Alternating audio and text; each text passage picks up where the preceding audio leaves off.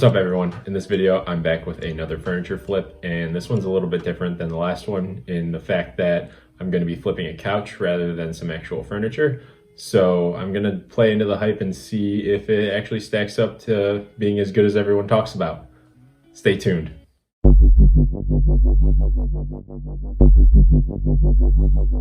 So jumping right into it, I go to my girlfriend's favorite store, Goodwill, and start looking to see if there's something that we can find that might be worth flipping. Now, as I'm looking through the store, I noticed they have a lot of staged furniture pieces just throughout to make it look a little nicer, and there was a couch with a ton of blankets on it, and it was just this strange green vintage looking couch, and I lift up the blankets on the ottoman and this thing is just caked with stains. So the gears start turning in my head, and I think this might be a good flip. So my first step as soon as I got home was to find someone who had a carpet cleaner or some sort of spot remover. That way I could get the stains out of the ottoman and just get this project rolling. So I ended up finding one of my friends who lent me their spot remover. So as soon as I got back to my house after picking it up, I started working immediately. I filled it up with water and then put in half a cap worth of Tide laundry detergent to act as the soap, and I started soaking the couch from there. So I was soaking it in sections and then scrubbing it in and immediately vacuuming it up from there, just because I didn't want the water to soak too far down into the couch cushion.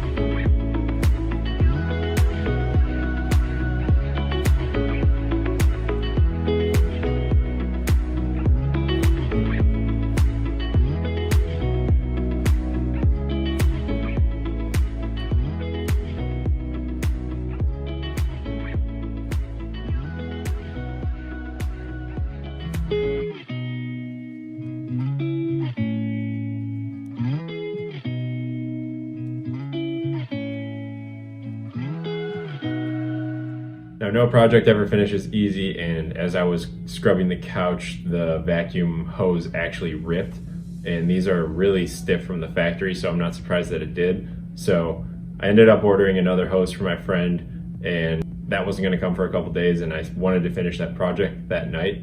So all I did was just wrap it really tight with electric tape. I used almost half a roll to get it working again, but it did the trick and I was able to finish.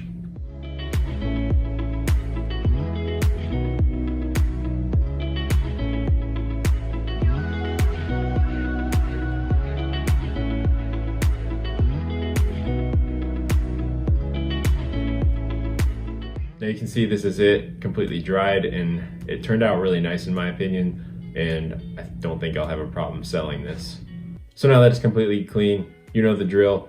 I just hopped in, took some pictures from all different angles, took some measurements, and made sure I had everything to write a really good listing.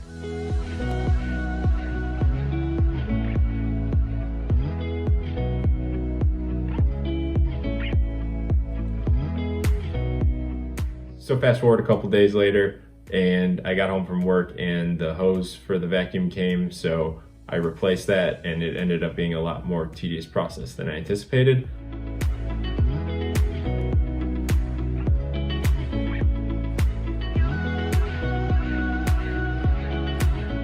Now, in order to write the listing to get this couch sold, all I did was post it on Facebook Marketplace with the pictures that I took and a quick description with the measurements of the love seat and the ottoman.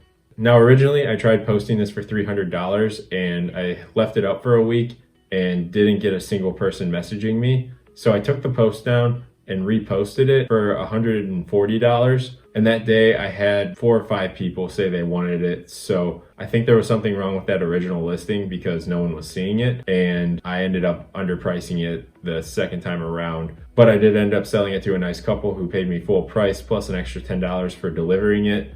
And I think it went to a good home. So all in all, I'm not disappointed with over doubling my money. Now, like I said, I bought the couch for $50, the ottoman for $20, and I ended up needing to replace that hose, which cost me $15. So all in all, it cost me $85 to fund this flip, and I sold it for $150, which gives me a $65 profit, and that was minimal work that was needed to do this. So I'd say that's a pretty big win right there. I made $65 for essentially doing nothing. So if you wanted to, you could definitely scale this and turn it into some sort of a business by just catching old furniture that people don't want anymore that's still in decent condition, but they're just looking to get rid of it.